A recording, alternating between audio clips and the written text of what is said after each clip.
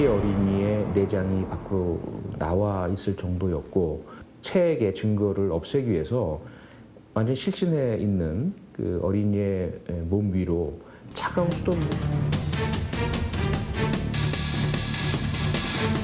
본인의 진술에 의존하는 것일 뿐 객관적인 증거는 사실상 없는 상태였습니다.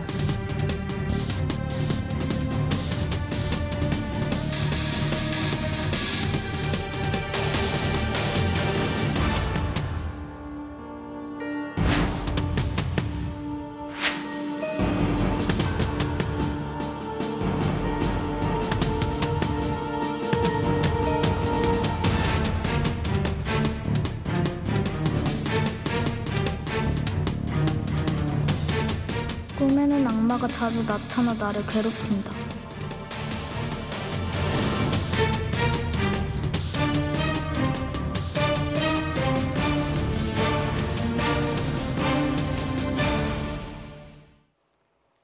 네, 당시 겨우 8살이었습니다.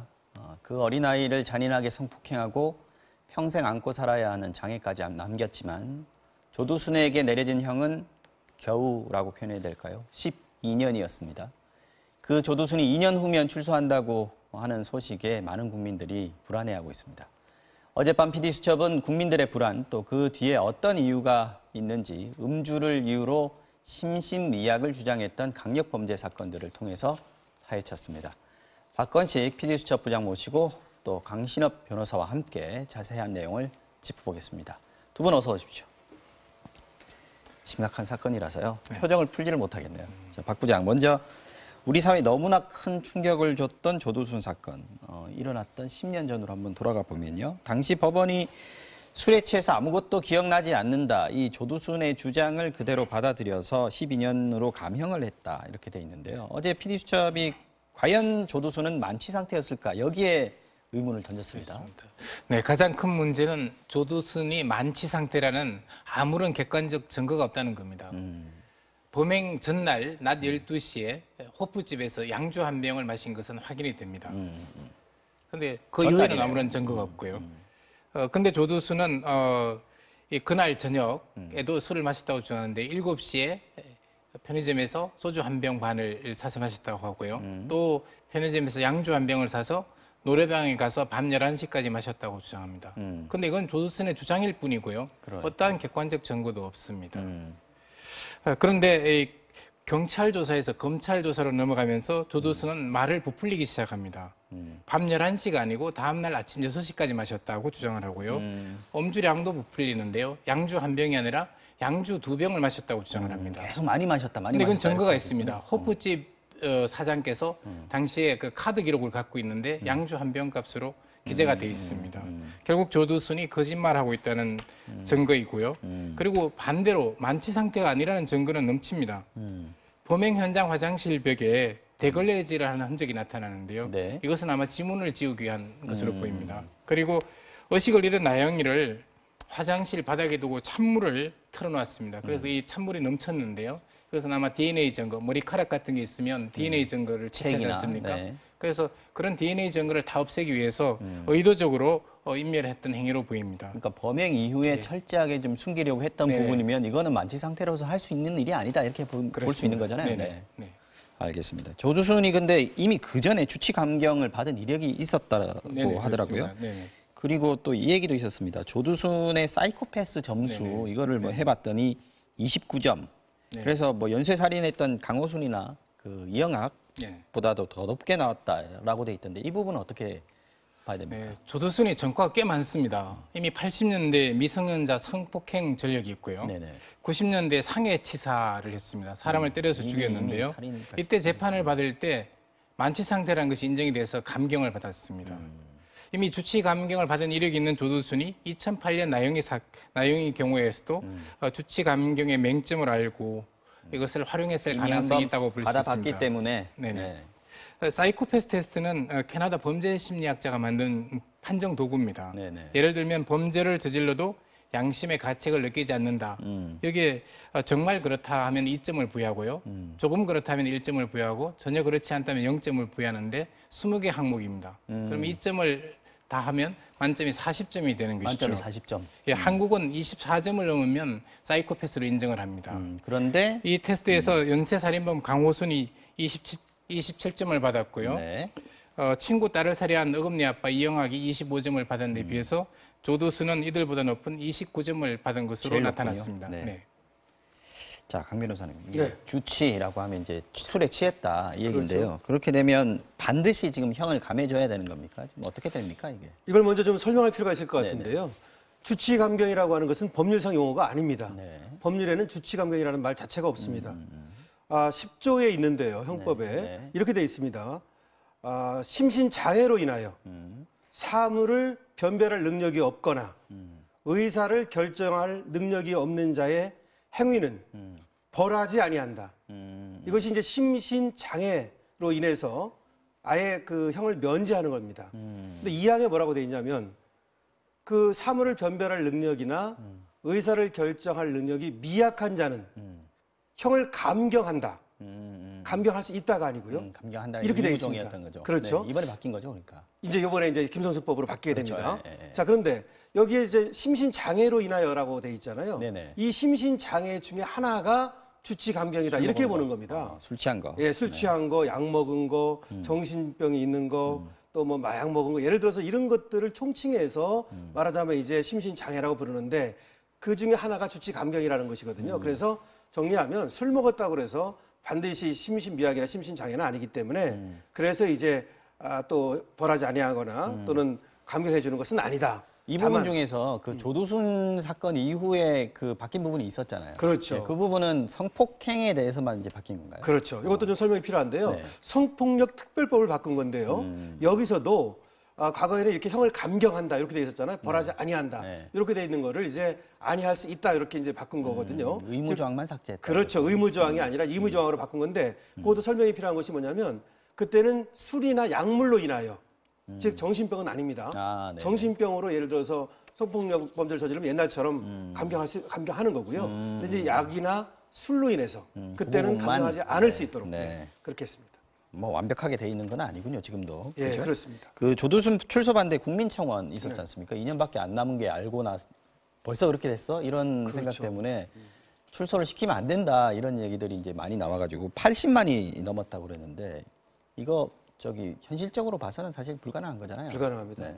작년에 61만이고요. 이번에도 한 20만 명 넘었거든요. 네. 사실은 뭐 재심을 청구한다든지 화학적 거세 뭐 이런 걸 청구한다든지 여러 가지 청구를 하고 있는데 그런 것은 실질적으로는 좀 어렵습니다. 조두순의 주치 감경을 인정했던 그 근거가 뭐냐라고 당시 재판을 맡았던 판사에게 물었더니 이렇게 대답을 했다고 합니다. 직접 한번 들어보시죠. 그때의 양형의 기준으로 볼 때 예. 징역 12년은 상당히 저희 재판부 뭐 입장도 그렇고 그 당시에 이제 보편적인 양형 기준에 비하면 굉장히 중형이었다 사건이 되지 않는. 근데 어떤 근거에서 심신미약 판결을 했냐, 판단을 했냐, 그걸 저한테 물으신다면 저는 그 점에 대해서 말씀드릴 수 없다는 점을 좀 미리 양해를 구하겠습니다. 네. 보통 이상의 중형이었다. 그런데 심신미약의 근거는 말 못하겠다. 이해가 잘 안 되는 말입니다. 어제 방송을 보면서 조두순 사건은 우리 사회에 술에 취하면 감형된다는 나쁜 시그널을 남겼구나 하는 생각을 지울 수가 없었는데요. 그래서일까요? 얼마 전에 또 끔찍한 사건이 있었죠. 일명 거제 폐지 여성 살인 사건인데요. 자, 강 변호사님, 이 사건 잠시 좀 설명을 해주시죠. 네, 간단히 설명을 하면요. 지난 10월 4일이었습니다. 네.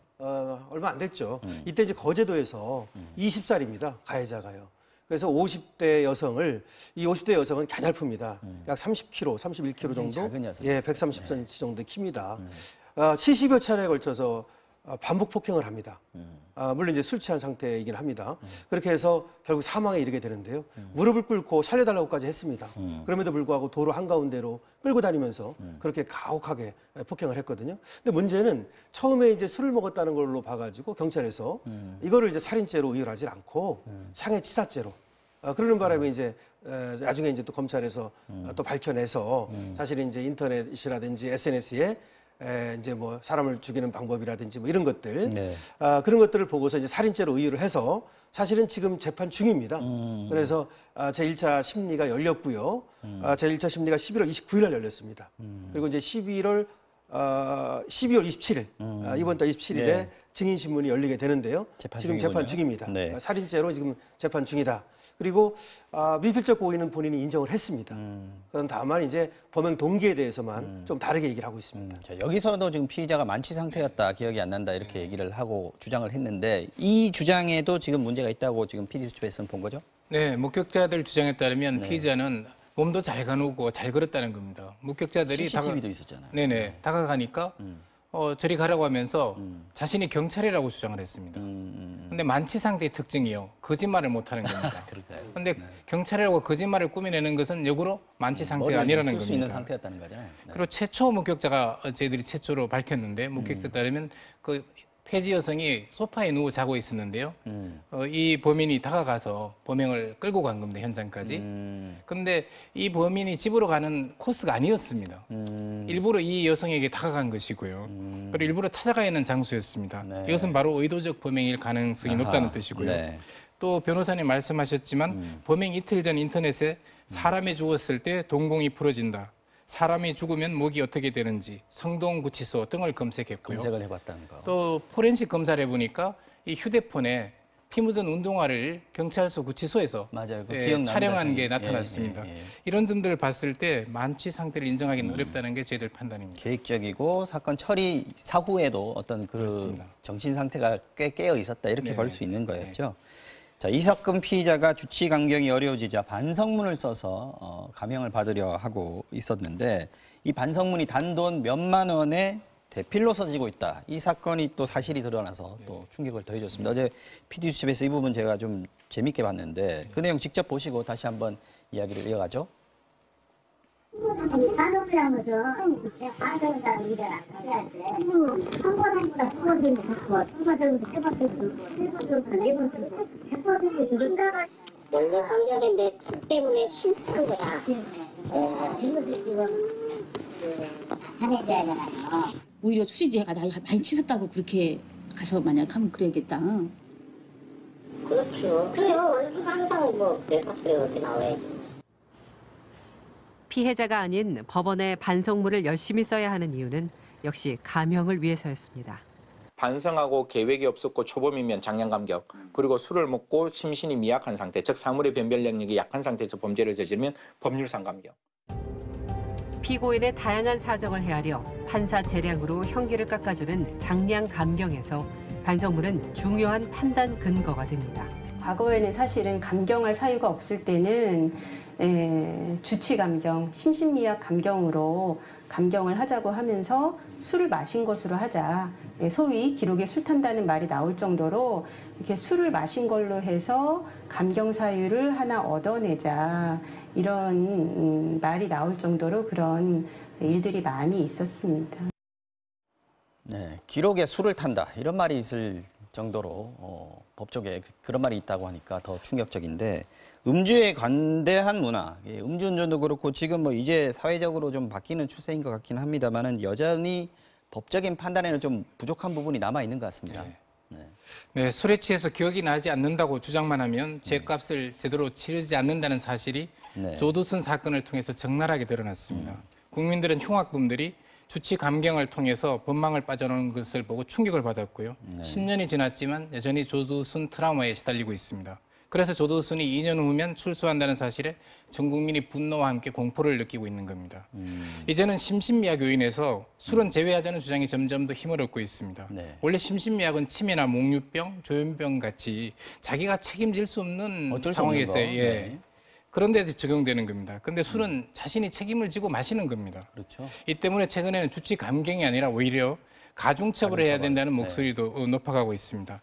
술을 마시고 저지른 범죄에 대해서 검찰과 법원이 조금 더 엄격한 태도를 가지고 취했을 때 우리 사회의 고질적인 음주 문화도 해결될 수 있을 것이라고 봅니다. 네, 알겠습니다. 지금까지 PD수첩 박건식 부장이었고요.